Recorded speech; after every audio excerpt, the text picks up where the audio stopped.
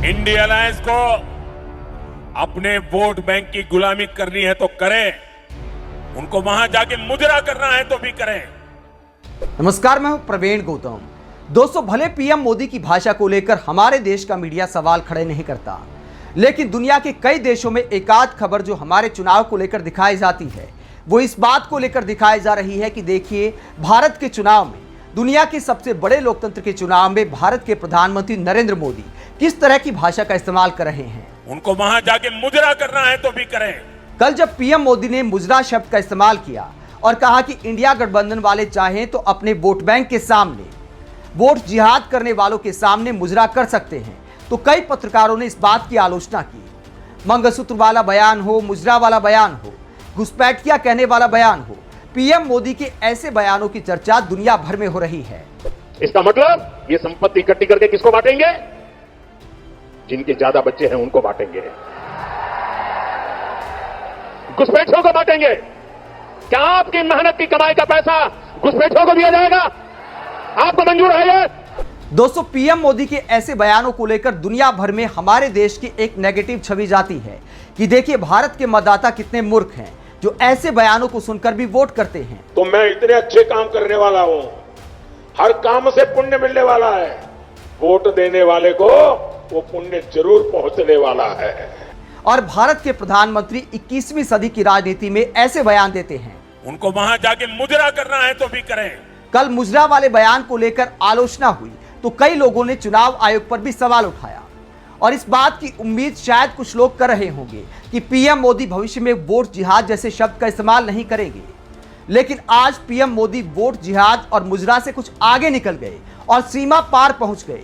सपा और कांग्रेस के नेताओं को कैसे पाकिस्तान के साथ जोड़ दिया और कैसे पाकिस्तान को भारत के चुनाव में ले आए, आज का पीएम मोदी का ये बयान सुनिए। ये लोग 4 जून को लेकर अलग ही सपने देख रहे हैं। पाकिस्तान में सपा कांग्रेस के इंडी गठबंधन के लिए दुआ पड़ी जा रही है। सीमा पार से जिहादी उन्हें समर्थन दे रहे हैं। यहां सपा कांग्रेस वाले वोट जिहाद की अपील कर रहे हैं।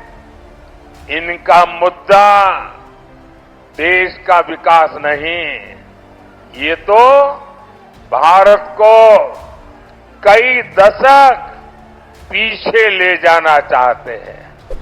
तो पीएम मोदी कहते हैं कि भारत के चुनाव में इंडिया गठबंधन की जीत के लिए पाकिस्तान से दुआएं मांगी जा रही हैं। पीएम नरेंद्र मोदी का भारत के चुनाव में पाकिस्तान को लाना दिखाता है कि देश के मतदाताओं को मूर्ख समझ लिया गया है। अपना काम बनता, भाड़ में जाए, भाड़ में जाए।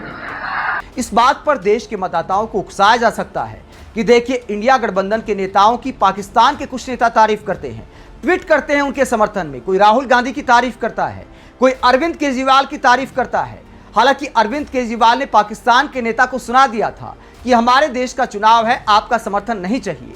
शायद अरविंद केजरीवाल इस बात को समझते हैं कि पाकिस्तान के मुद्दे को पीएम मोदी उठा सकते हैं, ये बात बोल सकते हैं, इसलिए खुद से ही विरोध कर दिया। लेकिन पाकिस्तान का अगर कोई नेता भारत के किसी नेता की तारीफ करता है तो देश के प्रधानमंत्री उसको चुनावी मुद्दा आखिरकार क्यों बनाते हैं? जबकि अगर कोई पाकिस्तान का नेता पीएम मोदी की तारीफ करता है तो कहते हैं कि देखिए, पाकिस्तान में भी मोदी मोदी का डंका बज रहा है। हमारे देश के मीडिया वाले भी इस बात को उछालते हैं और बीजेपी नेता भी कहते हैं कि पाकिस्तान को भी अब नरेंद्र मोदी चाहिए। अगर विपक्ष के नेता की कोई पाकिस्तान का नेता तारीफ कर दे तो कहा जाता है कि देखिए, पाकिस्तान में जीत की दुआएं मांगी जा रही हैं। मतलब कमाल की हिपोक्रेसी है। अगर देश को विकसित बनाना है तो पीएम मोदी को पाकिस्तान और हिंदू मुसलमान करने की बजाय अपनी सरकार के काम का हिसाब देना चाहिए।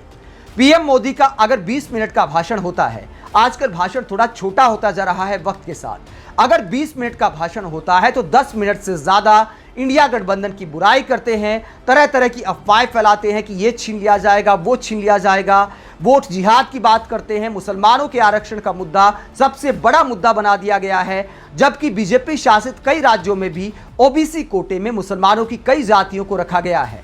उसके बावजूद तर्क के आधार पर बात करने की बजाय पीएम मोदी झूठ बोलने का काम करते हैं और विपक्षी नेताओं को धर्म के नाम पर टारगेट करते हैं और कभी कभार पाकिस्तान को ले आते हैं। सीमा पार से जिहादी उन्हें समर्थन दे रहे हैं। पाकिस्तान का मुद्दा उठाने के अलावा पीएम मोदी हर भाषण में इस बात का भी जिक्र करते हैं कि अगर इंडिया गठबंधन की सरकार आई तो क्या होगा। यानी पीएम मोदी के मन में भी कहीं ना कहीं इस बात का डर है कि मामला कांटे का हो गया है तो देश की जनता को डराया जाए कि उनके प्रधानमंत्री क्या करेंगे, उनकी सरकार क्या फैसले करेगी। साथ ही इस बात को लेकर भी डराया जा रहा है कि अगर उनकी सरकार आई तो कई प्रधानमंत्री बन सकते हैं और गिनती करके कई बार बताते हैं कि 5 प्रधानमंत्री बनेंगे 5 साल में, और जब नाम लेने लगते हैं तो 8-10 तक पहुंच जाते हैं। और आज मिस्त्री का उदाहरण देते हुए किस तरह अफवाह फैलाने का काम किया, जबकि इंडिया गठबंधन ने ऐसा कोई ऐलान नहीं किया है कि बारी बारी से प्रधानमंत्री बनाए जाएंगे। लेकिन देश के प्रधानमंत्री किस तरह अफवाह फैलाते हैं जरा देखिए। आप जरा एक एक चीज में बात करता हूं ना, मैं भाषण नहीं करूंगा आज आपसे बातें करूंगा, ठीक है? चलेगा ना? अच्छा आप मुझे बताइए, जरा सोचिए, अच्छा हम अपना घर बनाते हैं और एक मिस्त्री या किसी काम करने वालों को तय करते हैं। क्या कभी कोई सामान्य मानवी भी अपना घर बनाने के लिए जो मिस्त्री रख लें, 1 महीने के लिए ये मिस्त्री काम करेगा, दूसरे महीने दूसरा मिस्त्री आएगा, तीसरे महीने तीसरा मिस्त्री आएगा, चौथे महीने चौथा मिस्त्री आएगा, तो घर बनेगा क्या? घर बनेगा क्या? जो घर बनेगा वो रहने लायक बनेगा क्या? आंखों को अच्छा लगे ऐसा बनेगा क्या? वो घर किसी को दिखाने लायक बनेगा क्या? सामान्य मानवी को भी मालूम है एक छोटा सा घर भी बनाना है तो बार बार मिस्त्री नहीं बदलते भाई। अब ये सपा कांग्रेस इंडी गठबंधन ये कह रहा है कि 5 साल में 5 प्रधानमंत्री। अब बताइए भाई, ये 5 साल में 5 प्रधानमंत्री कोई रखता है क्या? अरे कोई मिस्त्री नहीं रखता तो ये प्रधानमंत्री क्या? अब ये क्योंकि उनको बांट के खाना है, वो कहते हैं 5 साल में 5 प्रधानमंत्री है। और इसके लिए दावेदार कौन कौन है? गांधी परिवार का बेटा, सपा वाले परिवार का बेटा, नेशनल कॉन्फ्रेंस परिवार का बेटा, एनसीपी वाले परिवार की बेटी, टीएमसी वाले परिवार का भतीजा, आप पार्टी के आका की पत्नी, आप पार्टी के आका की पत्नी।